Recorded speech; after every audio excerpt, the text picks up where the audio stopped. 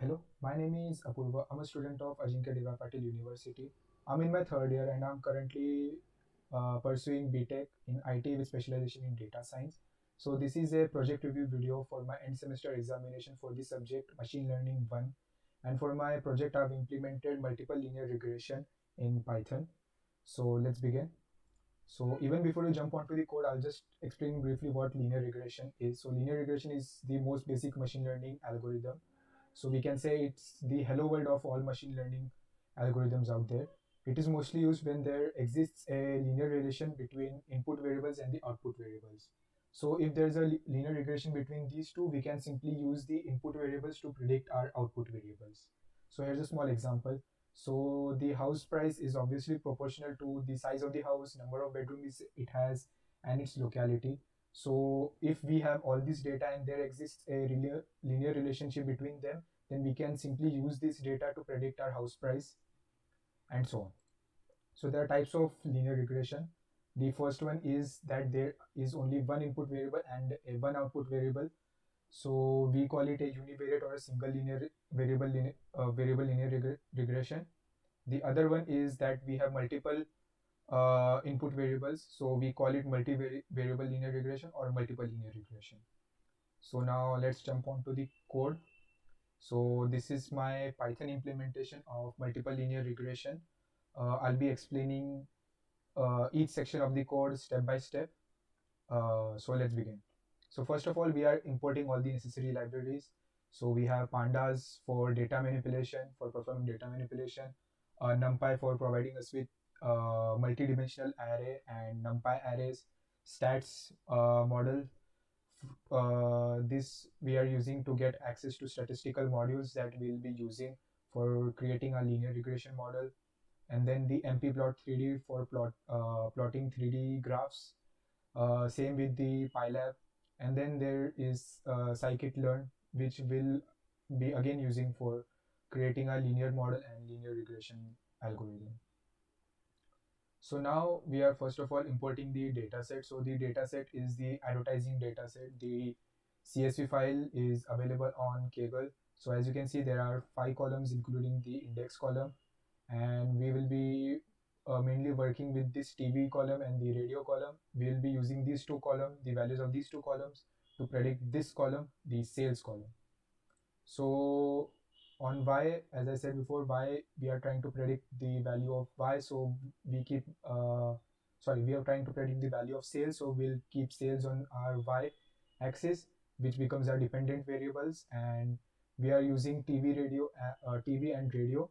These becomes our independent variables or our input variables, and we'll keep them on our x-axis. Next will be the formula becomes something like this. So sales equal to beta 0 plus beta 1 into xtv plus beta 2 into radio. So our linear regression model takes the form of this equation, b0 plus b1 x1 plus b2 x2.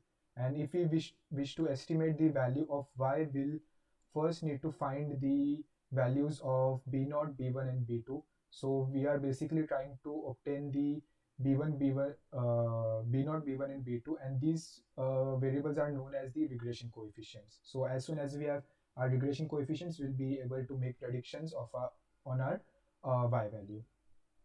So we are reading the data set out here, and then we are taking our necessary columns, the columns which we require. So on x, as I said before, TV and radio. On y, we have sales, the value we are trying to predict, and then we are printing out a few values out of all those data sets. So you can see there are 200 records in this whole data set, and there are 5 columns including the index column.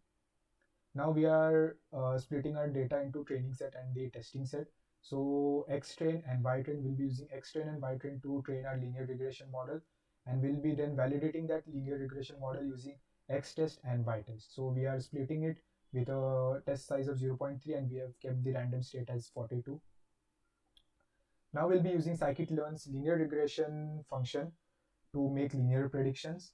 So we have called that function out here, the first line, and then we are using the rech.fit to basically train our data and fit our data into the linear regression model. So what fitting is? So fitting basically means that we are trying to adjust the parameters of a known function, in case it's our linear model, so it best matches the input data. So what we are trying to do is that we are trying to find an efficient way of mapping those input variables to the respective output variables. And in order to do that, we need to first fit our data so uh, we have put x train and y train because we are trying to train our linear regression model. Once the model is trained, we then try to intercept we then try to find the intercept and the coefficient. So the intercept is 2.83 and the coefficients are 0.04 and 0.20. So these are the values of beta naught, beta 1 and beta 2. So these are the values, and then we are trying to test our linear regression model on how good it's performing. So we are supplying it with custom values. So there's a new TV value, the value is 230.1, and new radio value, the value is 37.8. And then we are using the reg.predict function to make a prediction on our sales, which is our y variable. So the value of y, or we can say the predicted sale, comes out to be 20.638. Now we'll be using the stats model to get an in-depth knowledge of how our model is performing and so on. So so we will be using the linear regression model, which present inside the stats model package, and that linear regression model uses OLS method to train our linear regression model. So OLS is basically used to estimate the unknown parameters that are present in our linear regression model. And when I say unknown parameters, I mean these values, beta 0, beta 1 and beta 2. So these values we are trying to predict using the ordinary least square method. So we are first inputting the intercept on X train, and then we are using the OLS method. We are feeding it with our training data set X train and Y train, and we are fitting that data according to our needs. And then once the model is trained, the result is stored in the EST variable. So we are simply doing est.summary to print a summary of our linear regression model. So as you can see, the R square value is 0.90. So the accuracy is somewhere around 90%, which is pretty good. And then we have the coefficients 2.83. The TV's B1 values becomes 0.04 and the radio's B2 value becomes 0.20.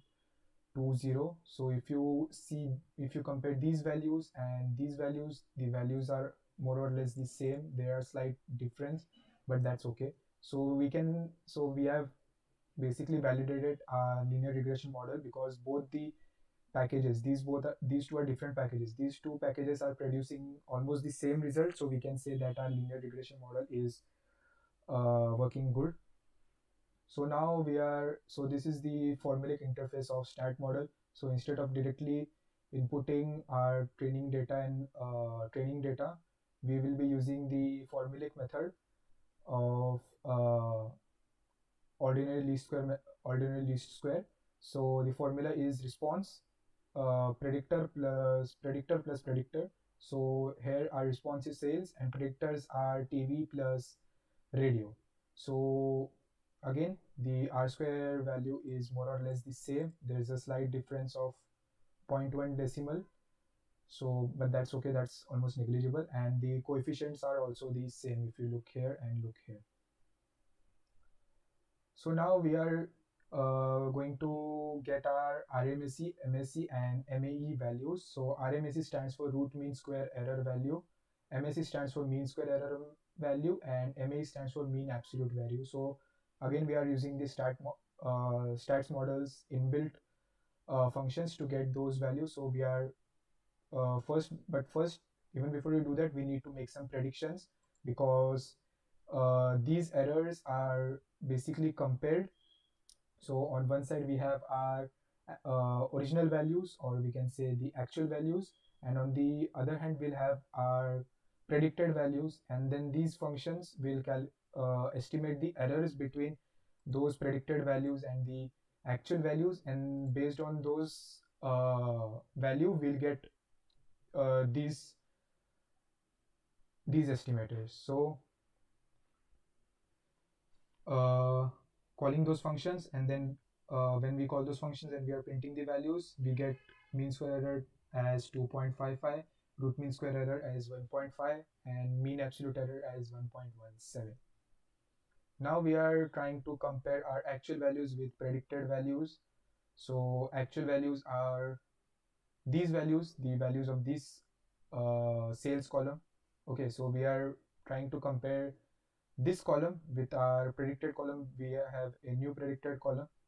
So as you can see, the actual value, these are index numbers. Since we are using the random state, the indexes are not in a sequential manner, but you can get the idea. So the actual value of the 150th record is 15, and the predicted value is 17.9, which is almost a difference of three integer places. The next record we have is 15.5, and the predicted value is 15.3. Next, 11.9, 11.3. So as you can see, the model is almost giving us the same values as of the actual values. This much difference is there because there is another feature that's affecting the value of sales, which is newspaper, and we have decided to omit the value.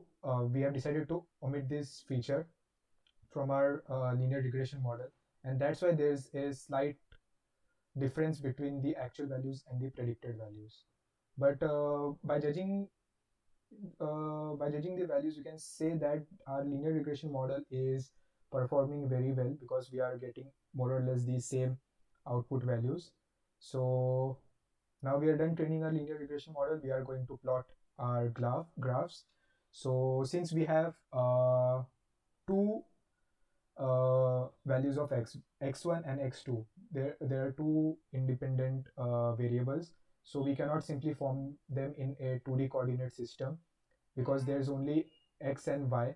Okay, that is when there's only one independent variable. Since we have two, we have to introduce another axis to our coordinate system, and it becomes a 3D coordinate system. So the model can be easily visualized as a 2D plane. We won't have a regressor line, we'll have a regressor plane which can be represented in a 3D space.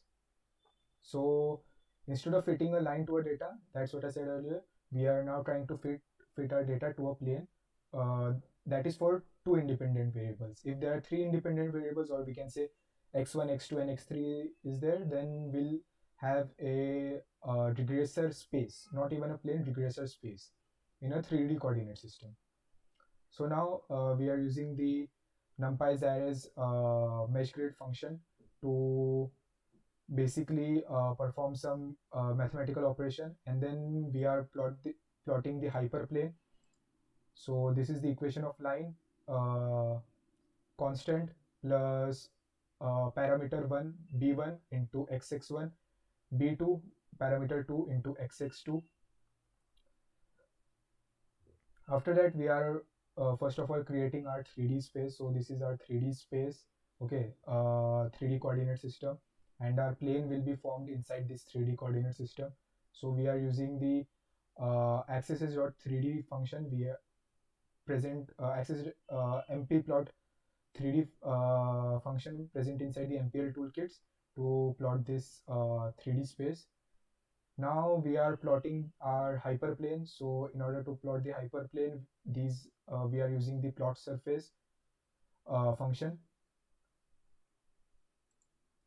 After that, we are plotting the scatter. We are plotting a scatter plot of our data points. So data points above the hyperplane are denoted in white color, and points below the hyperplane are denoted in black color. So the scatter plot is plotted right here, and we are then setting the labels. So labels are TV, radio, and sales, and this is our final uh, graph. So you can see this is a 3D space, and this is our hyperplane. This is our this hyperplane is our regressor plane. The points above, there are points above the hyperplane which are denoted in white, and points below the hyperplane which are denoted in black. And as you can see from the graph, our regressor plane is almost going through each and every data point. So yes, so our linear regression model is performing good, and this is the visualization. So that's it. Thank you, and